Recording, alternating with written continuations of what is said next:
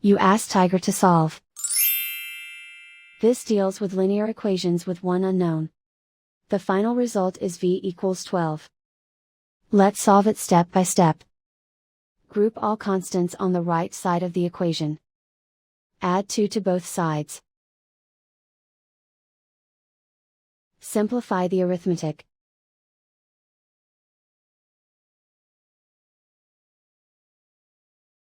Isolate the v.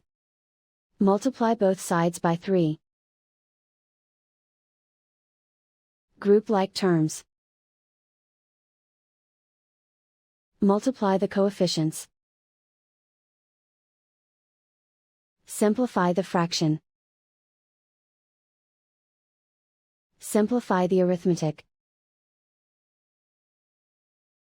And so the final result is v equals 12.